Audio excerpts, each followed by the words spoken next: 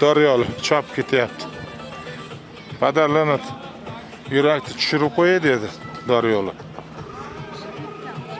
Qarang qanaqa katta vahima narsa tepada turibdi. Hop.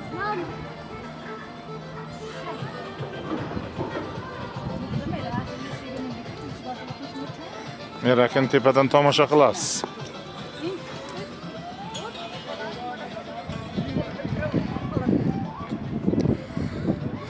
Yurtimizda qanday go'zalligiga ishonch hosil qildingizmi?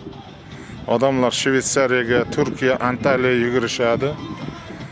Mana o'zimizda, vatanimizda qanday go'zal maskanlar bor.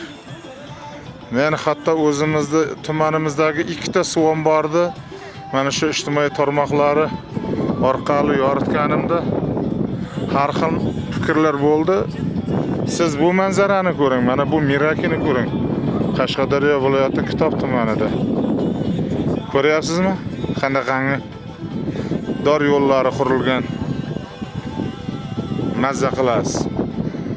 Mana bu avtomobil yo'li bu olib chiqadigan. Men ataydan mashinani tashlab chiqdim. Mana shu manzarani shunday ko'rsatish. Endi suv omborga qarab harakatlanamiz.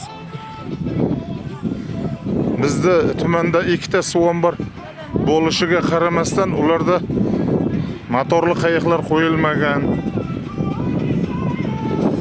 Lekin Ishtixondagi mana shu Xo'jaqo'rg'on suv omborida nasib bo'lsa, mana shu tuman hokimini sa'y harakatlari bilan 45 gektar yer maydonga tashkillashtirilyapti. Endi turizm zonasi, xudo xolasa shu motorli qayiqlar ham suv omboriga, Xo'jaqo'rg'on suv omboriga qo'yiladi degan umiddaman. Hozir mana Miraki.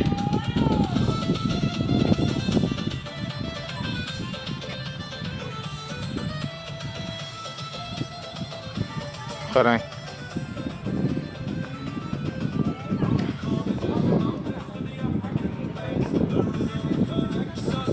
Ana onaxonlar sayohatga, ana dam olishga muzqaymoq deysizmi bolalar?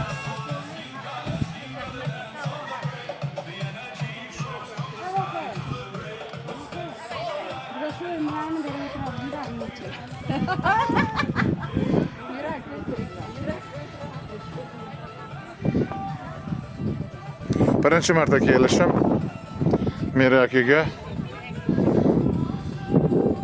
Ben mana bu hududga o'tmayman. Bu hududga o'tmayman. Bu hudud xavfli. Tars. Lekin opalar bor.